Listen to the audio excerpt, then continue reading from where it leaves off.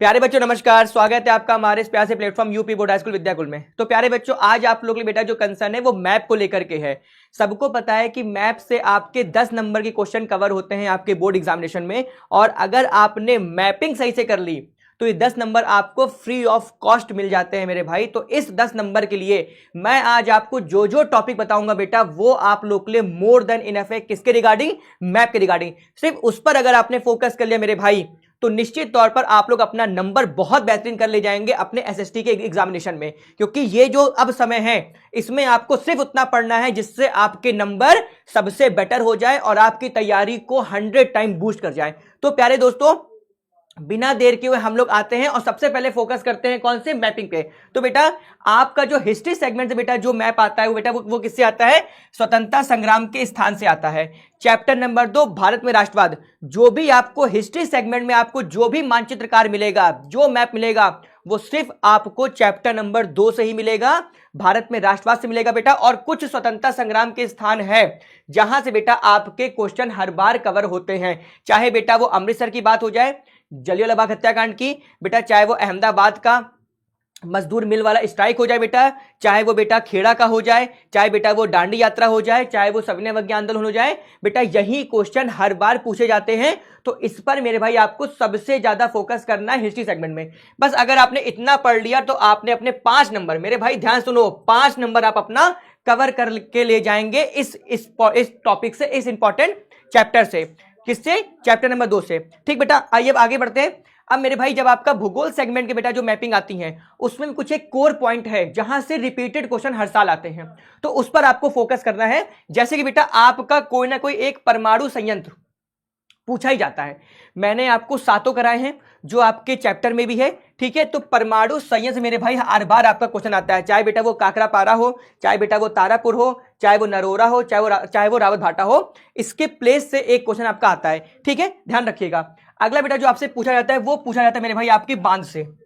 बांध से आपका क्वेश्चन हर साल पूछा जाता है, तो इस साल भी आने की पूरी गारंटी है, ठीक है। चाहे बेटा वो आपका सलार प्रोजेक्ट हो मेरे भाई, चाहे बेटा वो आपका राणा प्रताप सागर हो जो कि कोटा में है, चाहे बेटा आपको सरदार सरोवर हो, चाहे वो हीराकुंड हो, चाहे वो भागड़ा नागल हो, ये क्वेश्चन हर साल पूछे जाते हैं। तो इस पर आपको ध्यान देने की बहुत ज्यादा आवश्यकता है। चलिए आगे बढ़ते हैं।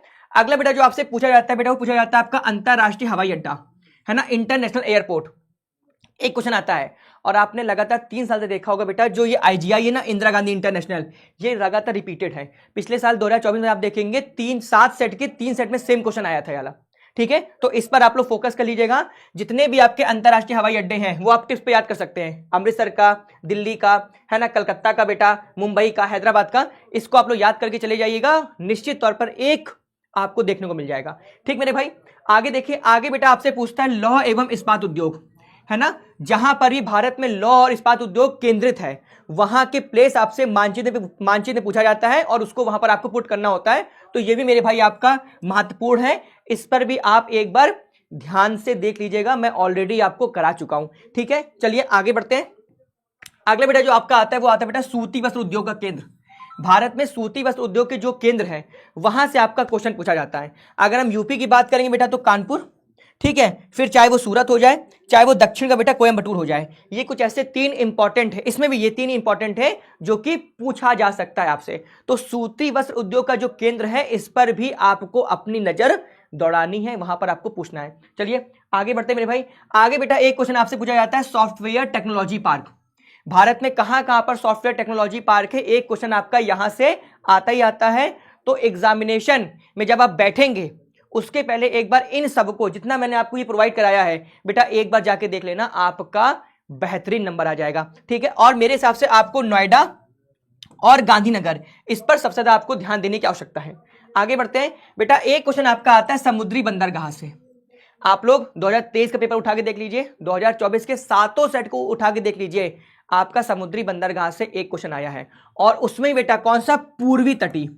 उसमें मेरे भाई आपके कौन सा? पूर्वी तटी बेटा, जो आपके बंदरगाह है वो क्वेश्चन आपका एक आता ही आता है, ठीक है। तो बंदरगाह पे नजर मारनी है और सबसे ज्यादा नजर कहां मारनी है? यहां पर, इस क्षेत्र में, पूर्वी तटी पे, ठीक है। यहां से क्वेश्चन आपके पूछे जाते हैं। आगे बढ़ते हैं बेटा। एक क्वेश्चन आपका आता है खनिज आधारित क्षेत्रक से, जैसे बाक्साइड का कोई एक केंद्र बता दीजिए, तांबे का कोई एक केंद्र बता दीजिए, अभ्र को एक केंद्र बता दीजिए। तो बेटा यहां से आपका एक क्वेश्चन पूछा जाता है, तो इस पर भी आप लोग को एक बार नजर मारनी है।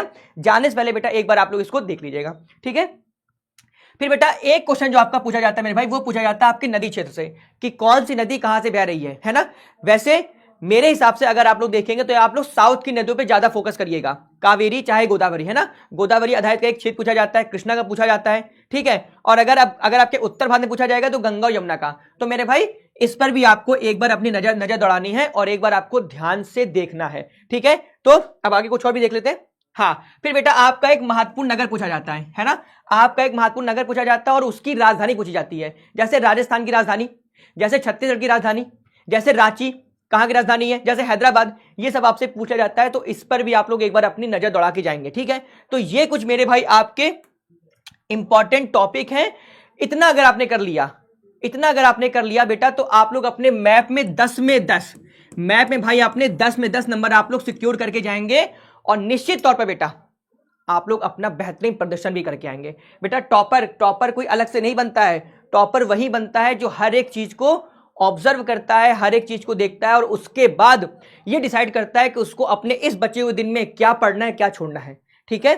अगर सिर्फ भेड़ की चाल में आगे बढ़ते रहोगे तो भेड़ बन जाओगे। भेड़ की चाल से निकलो और चेतक बनो, वो घोड़ा बनो जो एक निगाहों में क्या करता था, रास्ता बदल दिया करता था मेरे भाई। तो अगर आपने जितना मैं आपको बता रहा हूं, अगर आप लोग इतना पढ़ के चले जाएंगे तो मैपिंग में आपको 10 में 10 मिलेंगे, इसकी फुल गारंटी है। कोई आपके नंबर नहीं काट सकता, चाहे वो हिस्ट्री सेगमेंट का हो मेरे भाई, चाहे वो ज्योग्राफी सेगमेंट का हो। तो एग्जामिनेशन में जब आप बैठेंगे 11 मार्च को, इन सारे टॉपिकों को आपको कवर करना है और आपको मैप में अपने पूरे के पूरे नंबर सिक्योर करने हैं, ठीक है। तो wish you all the best आपके बोर्ड एग्जामिनेशन के लिए। इस पर ध्यान दीजिएगा, आपका पेपर बहुत अच्छा हो। All the best.